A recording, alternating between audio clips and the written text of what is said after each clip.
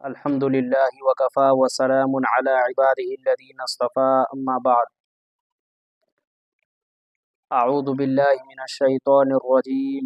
بسم الله الرحمن الرحيم. ومن يتق الله يجعل له مخرجا ويرزقه من حيث لا يحتسب. قال رسول الله صلى الله عليه وسلم: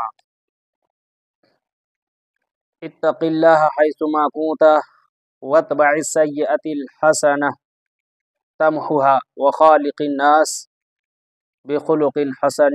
رواہ الترمذی. صدق اللہ العظیم.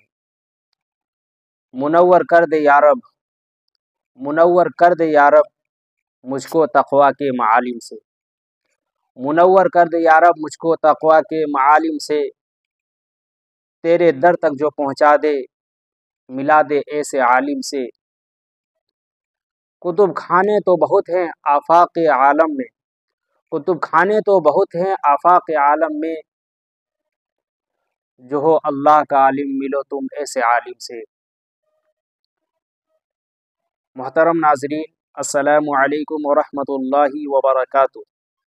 وعدے کے مطابق میں قرآن مقدس کی ایک آیت کریمہ، چھوٹی سی آیت کریمہ، حدیث نمبر 5 پیش کی ہے۔ آئیے آج جو آیت کریمہ اور جو حدیث شریف پڑھی ہے اسی کے متعلق آپ سے کچھ گوش و گزار کروں۔ اللہ تعالیٰ سے دعا کرتے ہیں کہ اللہ تعالیٰ مجھے صحیح بولنے اور ہم سب کو اس پر عمل کی توفیق عطا فرمائے، آمین۔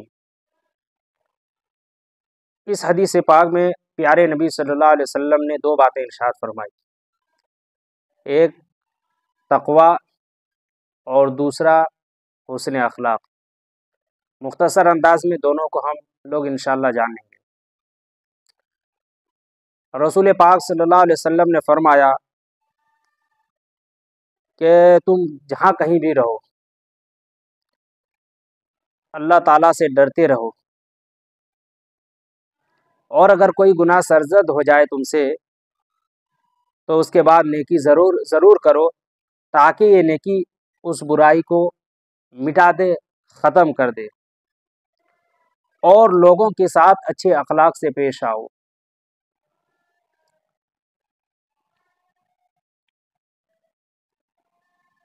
تقوی کی تعریف بہترین وہ ہے جو حضرت ابی بن کعب رضی اللہ عنہ نے بیان فرمایا۔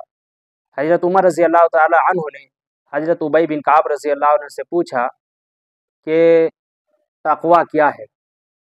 حضرت ابی بن کعب رضی اللہ عنہ نے فرمایا کہ امیر المؤمنین، کہ آپ کبھی کانٹے دار خاردار وادی سے گزرے ہیں؟ امیر المؤمنین حضرت عمر فاروق رضی اللہ تعالی عنہ نے فرمایا جی ہاں گزرا ہوں۔ حضرت ابی بن کعب رضی اللہ عنہ نے فرمایا کہ جب آپ ایسے وادی سے گزرتے ہیں تو آپ کیا کرتے ہیں؟ حضرت عمر رضی اللہ تعالی عنہ نے فرمایا کہ اپنے دامن کو سمیٹ لیتا ہوں اور نہایت احتیاط کے ساتھ وہاں سے گزرتا ہوں۔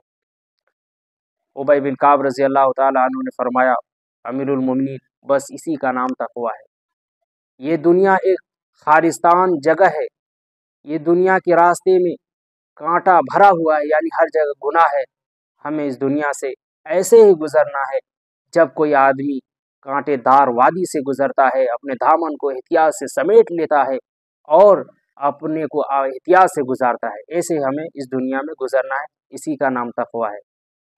تقوی کا سب سے پہلا درجہ ایمان باللہ ہے، اللہ پر ایمان لانا، لا الہ الا اللہ محمد رسول اللہ صلی اللہ علیہ وسلم کی گواہی دینا، یعنی اس بات کی گواہی دینا کہ اللہ تعالیٰ کے سوا کوئی معبود نہیں، اور حضرت محمد صلی اللہ علیہ وسلم اللہ تعالیٰ کے بندے اور اس کے رسول ہیں۔ یہ ایمان اتنی بڑی دولت ہے، اس کلمے میں اتنی طاقت ہے کہ ایک آدمی نے 70 سال گناہ کیا ہو، 70 سال کفر اور شرک کی وادی میں بھٹکتا رہا ہو، لیکن اگر ایک مرتبہ سچے دل سے اس کلمہ کو پڑھ لے گا تو انشاءاللہ اس کے تمام گناہ دھل جائیں گے۔ حضرت حسن بصری رحمۃ اللہ علیہ کا ایک بڑا مشہور واقعہ ہے۔ آپ کے پڑوسی میں ایک شمون نامی مجوسی رہا کرتا تھا، جنہوں نے 70 سال تک آگ کی پوجا کی۔ حضرت حسن بصری رحمۃ اللہ علیہ اس کے پاس گئے اور کہا کہ شمون، تو نے زندگی بھر آگ پرستی کی، آگ کو پوجتے رہے، اب میں کہتا ہوں تم مسلمان ہو جاؤ۔ انہوں نے کہا حسن بصری، میں کیوں مسلمان ہو جاؤں؟ انہوں نے کہا کہ اگر تم مسلمان ہو جاؤ گے تو اللہ تعالیٰ تمہارے تمام گناہوں کو معاف فرما دے گا اور تم کو جنت دے گا۔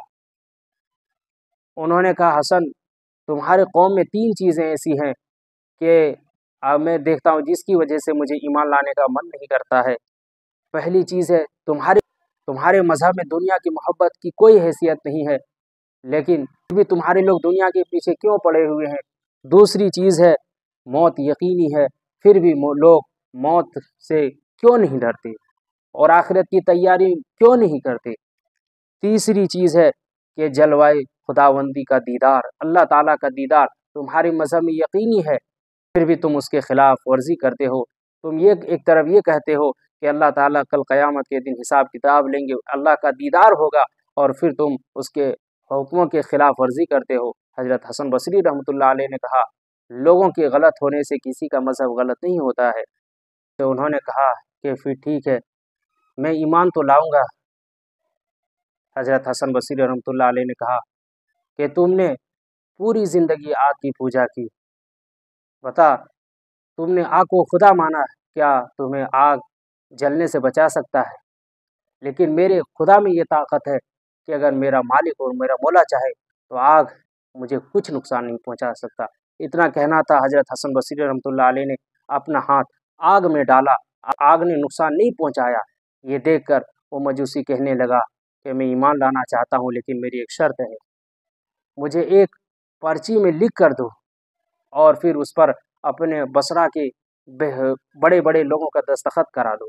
انہوں نے لکھ کر دیا اور گارنٹی لی کہ اس کلمے میں اتنی طاقت ہے کہ وہ جنت پہنچا سکتا ہے۔ اس ایک کاغذ میں اس میں لکھ کر دیا اور یہ عہد لکھ کر دیا، اور چند لوگوں کا دستخط کرانے کے بعد حضرت حسن بصری رحمۃ اللہ علیہ نے اس شخص کو یہ کاغذ دیا۔ انہوں نے کہا جب میں مر جاؤں تو اپنے ہاتھوں سے مجھے غسل دینا، کفن دینا، اور پھر اپنے ہاتھوں سے قبر میں اتار دینا اور میرے کفن کے ساتھ اس پرچی کو رکھ دینا۔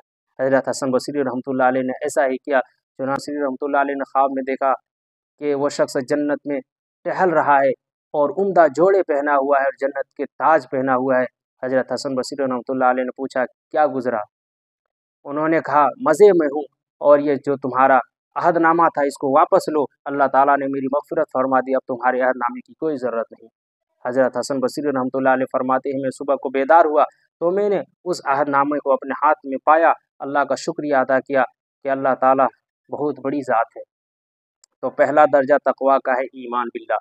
دوسرا درجہ ہے کہ اللہ تعالیٰ کے اوامر پر اللہ تعالیٰ نے جن چیزوں کا حکم کیا اس پر عمل کرے، اور جن چیزوں سے منع کیا ہے اس سے رک جائے۔ اور تیسرا درجہ ہے کہ اللہ تعالیٰ کی محبت کو اپنے دل میں بٹھا لے، یعنی اللہ تعالیٰ کے سوا اپنے دل سے تمام چیزوں کو خارج کر دے، کہ جب بھی کوئی کام کرے تو یہ اس بات کا خیال رہے کہ اللہ دیکھ رہا ہے، اللہ دیکھ رہا ہے۔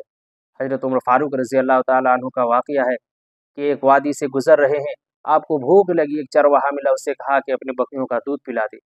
اس نے کہا مالک کی بکریاں ہیں، میری بکریاں نہیں ہیں، میں اس کی اجازت کے بغیر کیسے دودھ پلا سکتا ہوں؟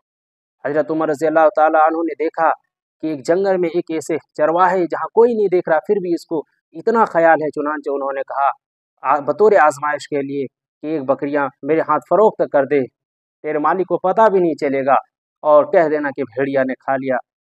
وہ چرواہا کہنے لگا اے عمر، وہ چرواہا کہنے لگا اے مسافر، وہ حضرت عمر کو نہیں پہچانتا تھا، کہنے لگا اے مسافر این اللہ این اللہ این اللہ، پھر اللہ کہاں ہے، اللہ کہاں؟ ارے اللہ تو دیکھ رہا ہے۔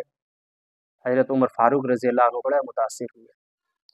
تو میرے بھائیوں، اسی طرح ہر کام میں صرف اللہ تعالیٰ کی محبت کو غالب رکھو، اللہ تعالیٰ کے علاوہ اپنے دل سے نکال دو کہ ہاں جو بھی میں کر رہا ہوں اللہ دیکھ رہا ہے۔ تو تقویٰ بہت بڑی دولت ہے۔ اللہ تعالیٰ فرماتے وَمَن يَتَّقِ اللَّهَ يَجْعَل لَّهُ مَخْرَجًا، اور جو شخص اللہ تعالیٰ سے ڈر گیا، اللہ تعالیٰ کے سامنے اللہ تعالیٰ سے ڈرا، اللہ تعالیٰ اس کے لیے چھٹکارے کا راستہ نکال دیتے ہیں۔ وَيَرْزُقْهُ مِنْ حَيْثُ لَا يَحْتَسِبُ، اور اس کو ایسی جگہ سے رزق عطا فرماتے ہیں جہاں سے اس کو گمان بھی نہیں ہو۔ تو اللہ تبارک و تعالیٰ بڑے رحیم و کریم ہے۔ اگر ہم اللہ تعالیٰ سے ڈریں گے تو اللہ تعالیٰ ہماری دنیا کی تمام پریشانیوں کو، جس پریشانی اور الجھنوں میں ہم الجھے ہوئے ہیں، سب کو ختم فرما دیں گے۔ دوسری چیز اس حدیث پاک میں اللہ کے رسول صلی اللہ علیہ وسلم نے جو بات فرمائی وہ ہے حسن اخلاق۔ حسن اخلاق کی وجہ سے انسان بڑے بڑے عابد کے مقام اور مرتبے کو حاصل کر لیتا ہے۔ چنانچہ ام المؤمنین حضرت عائشہ صدیقہ رضی اللہ تعالی عنہا روایت نقل فرماتی ہیں کہ میں نے آپ صلی اللہ علیہ وسلم کو یہ ارشاد فرماتے ہوئے سنا کہ مومن اپنے عمدہ اخلاق کے ذریعے برابر روزے رکھنے والا، رات کو جاگنے والے عابد کے مقام و مرتبے کو حاصل کر لیتا ہے۔ اخلاق کا مفہوم آج کل ہم لوگوں نے یہ سمجھا ہے کہ آدمی دوسرے سے خندہ پیشانی کے ساتھ پیش آئے، مسکرا کر ملے اور نرمی سے باتیں کرے، ہمدردی کے الفاظ کہہ دے، بس اسی کو اخلاق سمجھا جاتا ہے۔ اس میں یہ باتیں بھی داخل ضرور ہیں، اخلاق میں یہ باتیں بھی داخل ہے، لیکن اسلام میں اخلاق کا مفہوم وسیع ہے، بہت ساری چیزیں ہیں۔ مفتی تقی عثمانی صاحب رحمۃ اللہ علیہ فرماتے ہیں کہ اخلاق در حقیقت دل کی کیفیات کا نام ہے۔ دل میں جو جذبات اٹھتے ہیں اور جو خواہشات پیدا ہوتے ہیں ان کا نام اخلاق ہے۔ پھر اچھے اخلاق کا معنی یہ ہے کہ انسان کے جذبات میں اچھی اور خوشگوار باتیں پیدا ہوتی ہے، اور برے اخلاق کا معنی یہ ہے کہ اس کے دل میں خراب جذبات اور غلط خواہشات پیدا ہوتی ہے۔ اللہ تبارک و تعالی ہم سب کو تقوی اور حسن اخلاق کے ساتھ زندگی گزارنے کی توفیق عطا فرمائے۔ حسن اخلاق بہت بڑی چیز ہے۔ آج ہمارے اندر کمی یہی ہے کہ ہمارے اخلاق اچھے نہیں ہیں۔ بات کرنے کا سلیقہ، رہنے کی زندگی گزارنے کا طریقہ، آپس کے معاملات، لین دین، یہی سب حسن اخلاق ہے۔ اللہ تبارک و تعالی ہم سب کو عمل کی توفیق عطا فرمائے۔